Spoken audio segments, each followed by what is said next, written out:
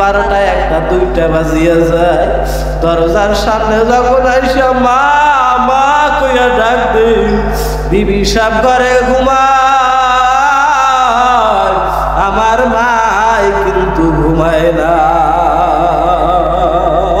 মা বাবার দোয়া নাও নিজের আমলকে সুন্দর বানাও মা বাবার কষ্টরে বৃথা মনে করিয়া ফালাইয়া দিও না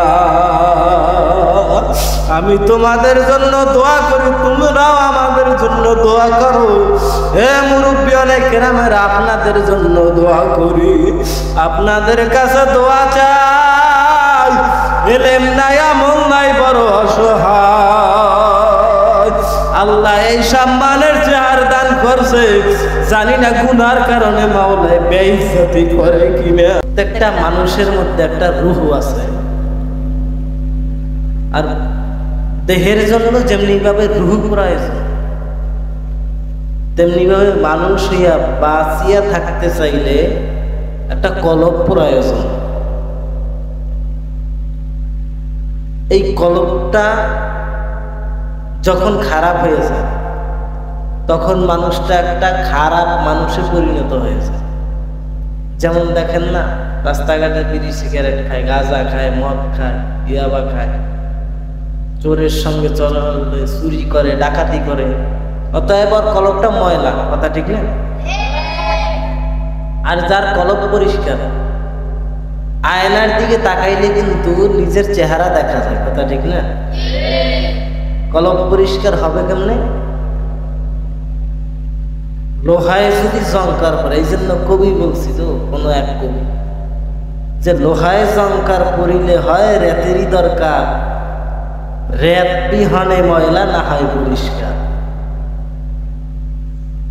রেত ছাড়া যেমনি ভাবে দা কাশির ময়লা পরিষ্কার হয় না তেমনি ভাবে কলব সাফ করার জন্য কলবটার এই যে আপনার আমার মধ্যে যে কলব আছে কলবটা কিন্তু ময়লা পড়িয়া থাকে এই ময়লা পরিষ্কার করার অস্ত্র হাতিয়ার হইল আল্লাহ রাব্বুল আলামিনের জিকির জিকির যে যত বেশি করবে তত কলব পরিষ্কার হয়ে যাবে আয়না যদি আয়নার সামনে ময়লা থাকে যদি আয়নার সামনে ময়লা থাকে তাহলে চেহারা স্পষ্ট দেখা যায় না চেহারা স্পষ্ট দেখা যায় না যদি আয়না একেবারে পরিষ্কার থাকে তখন বাম দিকে ঘুরিয়ে অ্যাঙ্গেলে তাকান আপনার চেহারা দেখা যায় ডান দিকে ঘুরিয়ে অ্যাঙ্গেলে তাকান আপনার চেহারা দেখা যায় যখন আপনার কলব পরিষ্কার হয়ে যাবে তখন আপনি কোরআন পড়বেন তো মজা লাগবে নামাজ পড়বেন তো মজা লাগবে জিকির করবেন তো মজা লাগবে রসুলের সুন্নাত মানবেন তো মজা লাগবে কারণ কলব পরিষ্কার হইলে মানুষ আর কলব যার পরিষ্কার না উলাইকা কাআনআম বাল হুম আদল একটা চতুষ্পদ জানোয়ারের থেকেও খারাপ হয়েছে কথা ঠিক না এই জন্য কবি বলছিলেন মুসলমানি বুয়াদ গরদান হাদান আইলানে খত বাদস্তে খাস দাদা আল্লাহ বলে খবরদার সাবধান মুসলমান না হইয়া কেউ মরিও না তুমিও মুসলমান আমিও মুসলমান তুমিও মুসলমান আমিও মুসলমান তুমি আমি বংশগত মুসলমান হইলাম খাঁটি মুসলমান হইলাম কিনা চিন্তার বিষয় কারণ এই আমার মাথার টুপি আসতে আমার 14 পুরুষের গায়ে একটা কাটার বাড়ি লাগে নাই কিন্তু যিনি মদিনাতুল মুনাওয়ারে ঘুমায় তারে গিয়া যদি পারো জিজ্ঞাসা করিয়া দেখো এই টুপির দাম কত সাহাবায়ে কেরামদেরকে গিয়া যদি পারতা জিজ্ঞেস যদি কেউ করতে পারত, সাহাবায়ে কেরাম বলতে পারত এই জামার দাম কত, এই টুপির কারণে, সুন্নাতের কারণে সাহাবায়ে কেরাম নিজের রক্তকে পানি করিয়া দিছে। আল্লাহ রসুলের মোহাব্বতে পড়িয়া যদি সাহাবায়ে কেরাম নিজের শরীরের রক্তকে পানি করতে পারে, তুমি আমিও নবীর উম্মত, তারাও নবীর উম্মত। তুমি আমিও মুসলমান, তারাও মুসলমান। কিন্তু তোমার আমার মুসলমানের মধ্যে একটা ব্যবধান আছে। তাদের মধ্যে ইমানি পাওয়ার ছিল, তুমি আমি হালাল হারাম বাঁচিয়া খাই না, এই জন্য তোমার আমার মধ্যে কোনো ইমানের পাওয়ার না। মুসলমানি হুয়া তো গর্দান নেহাদান, মুসলমানি হুয়া তো গর্দান নেহাদান, ইনানে খুতবা দস্তে খা জাদাদান।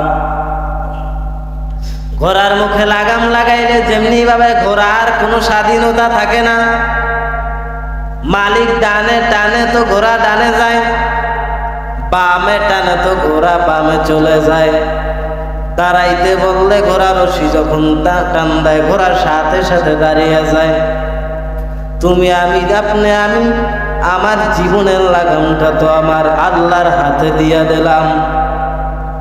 আমার চলাফেরা দুনিয়ার আমার মন মতো কিছু হবে না। শয়তানকে বন্ধু বানানো যাবে না। বন্ধু যদি বানাতে হয় আমার মাওলাকে বন্ধু বানাও। মাওলাকে যদি বন্ধু বানাইতে পারো দুনিয়ায় কামিয়াব, আখিরাতেও কামিয়াব।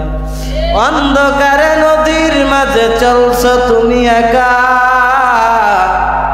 মনের মাঝে খেলছে তোমার কত রঙের খেলা। নদী পথে নৌকা চালাও ও মাঝি ভাই, বেলা ডুবার আগে আমি ওপার উঠতে চাই। ফুরিয়ে গেলে বেলা আর উঠে না, ভেঙে গেলে বেলার আর জমে না। এ জীবনে না করি নাম বন্দেগি,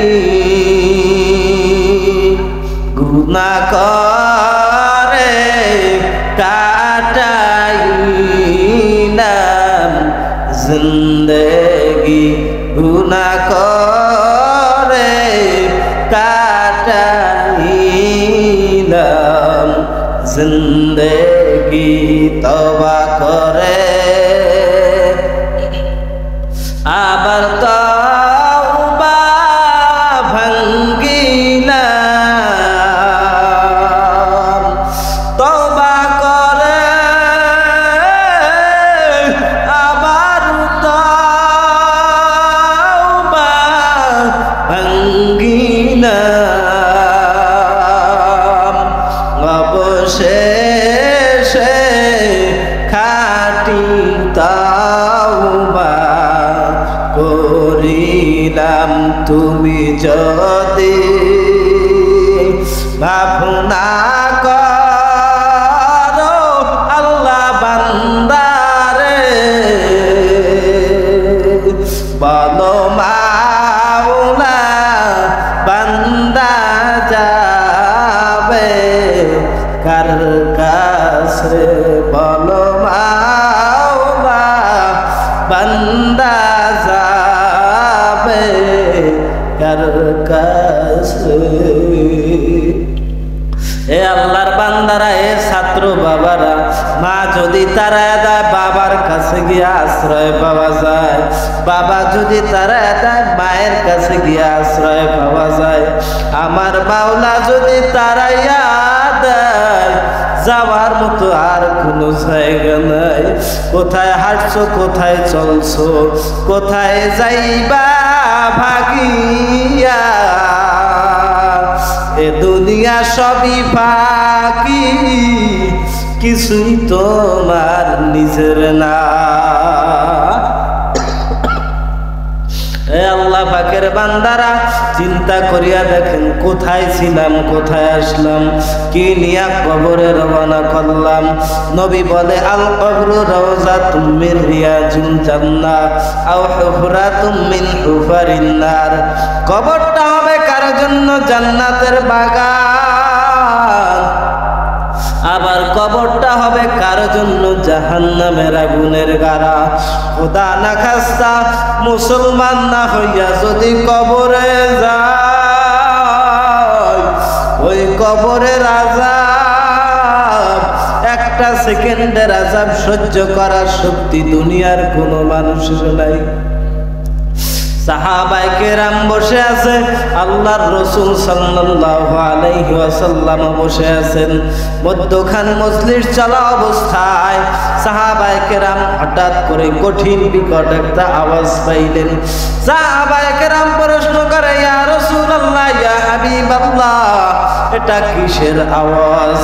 আল্লাহর রাসূল বলে, ও সাহাবায়ে কেরাম, 70 বছর আগে জাহান্নামের উপর থেকে একটা পাথর নিচের দিকে ফালানো হয়েছিল। 70 বছর পর আজকে গিয়া ওই পাথরটা জাহান্নামের তলদেশে গিয়া ঠেকলো। তাহলে বুঝতে পারো জাহান্নাম কত কঠিন। ওই জাহান্নামের একটা সেকেন্ডের আযাব সহ্য করার শক্তি জগতের কোনো মানুষের নাই। দুনিয়ার আগুন যদি হাতে লাগে হাত পড়ে, পা লাগলে পা পুড়ে, হাতের কোনো ক্ষতি হয় না, অঙ্গ প্রত্যঙ্গের কোনো ক্ষতি হয় না। খোদা না খাস্তা জাহান্নামের আগুন যদি একবার লাগিয়া যায়, তখন আর বাঁচবার কোনো উপায় নাই। এই জন্য বেশি আমলের প্রয়োজন নাই, অল্প আমল করো। যে আমলটা আমার মাওলার কাছে কবুল, যে আমলটা আমার মাওলার বড় পছন্দ, আমার মাওলাকে বন্ধু বানাও। দুনিয়ার বন্ধুর সাথে আঘাত লাগলে বন্ধু বন্ধুকে পরিচয় দেয় না, ভাইয়ের সাথে আঘাত লাগলে ভাই ভাইকে পরিচয় দেয় না, মায়ের সাথে আঘাত লাগলে মা সন্তানকে পরিচয় দেয় না।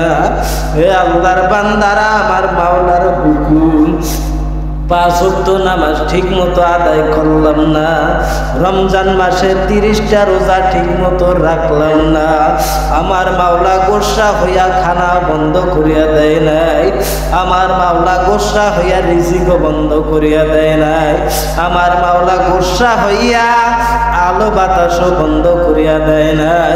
আমার মাওলা ডাকার গোলাম, আমি মাওলার ছেলে নাই, মেয়ে নাই। কুল হুয়াল্লাহু আহাদ, আল্লাহুস সামাদ, লাম ইয়ালিদ ওয়া লাম ইউলাদ ওয়া লাম ইয়াকুল লাহু কুফুয়ান আহাদ। আমি মাওলার ছেলে নাই, মেয়ে নাই, আমি মাওলার কোনো লয় নাই, ক্ষয় নাই। আমি মাওলা কাউকে জন্ম দেই নাই, আমি মাওলা কাউকে জন্ম প্রদান করেন নাই, আমি মাওলার কোনো শরীক নাই, আমি মাওলার কোনো অংশীদারিত্ব নাই। হুয়াল হাইয়ুল কাইয়ুম লা তাখুযুহু সিনাতুন ওয়া লা নাওম। আমার মাওলা সর্বশক্তিমান মাওলা। ওই মাওলারে নানিয়া কবরে যায়ো না। ইবুকু ফাইল্লাম তাবকু ফাতাবাকু। কান্না করো, বেশি বেশি কান্না করো। নবী বলে কান্না করো, সাহাবায়ে কেরামেরা বলে কান্না করো। সেই নবীর জীবনে কোনো গুনাহ নাই, সেই নবী আমার সারাটা রাত্র তাহাজ্জুদের মুসাল্লায় কান্না করে করে জীবনটা কাটায় দিলেন। আর আজকে আপনার আমার চোখে পানি নাই, চোখের পানি ছাড়া ইবাদত কবুল হবে না। মাওলারে রাজি খুশি করিয়া আমলকে সুন্দর বানায়া মা বাবার দোয়া নিয়ে তারপরে বেশি বেশি আমল করো। মারে কষ্ট দিও না, বাবারে কষ্ট দিও না। এ মাদ্রাসার ছাত্র বাবারা, আজকে সেই দূর থেকে বহু দূর এই মাদ্রাসায় পড়িয়া আছো ইলমে দ্বীন শিক্ষা করার জন্য, সেই মা কোথায় বাবা কোথায়? সেই মা বাবাকে আজকে বাড়িতে রাখিয়া একা বিছানায় মাদ্রাসায় ঘুমা, ভালো কোনো খানাও নাই। মা বাবা গিয়া বাড়িতে ডাক্তারে রাখিয়া মা বাবা ভালো খানাও খায় না। বলে আমার সন্তান মাদ্রাসায়, আমার সন্তানেরা রাখিয়া আমি কেমনে খানা খাই? আমার সন্তানের জন্য যে বাবা মায়ের কত মায়া, মা বাবা ছাড়া সন্তানের মর্ম তাকে বুঝে না।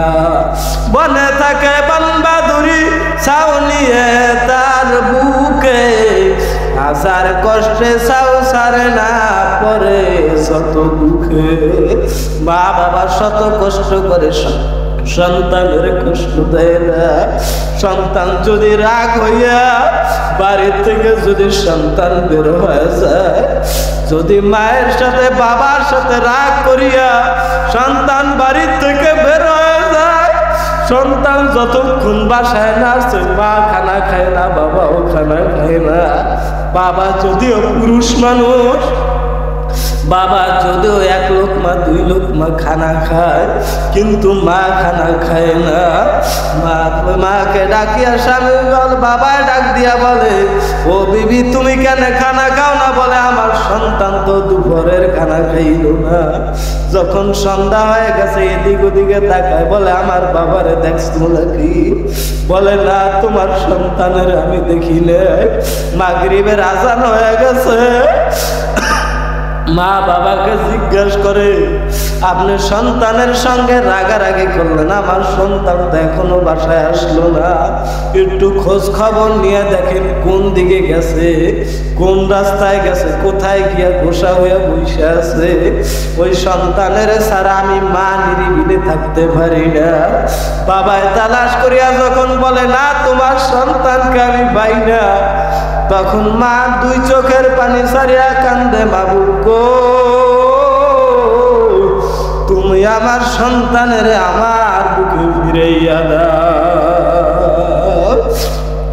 মার চোখের পানি নামাজের মুসাল্লায় গিয়াও চোখের পানি।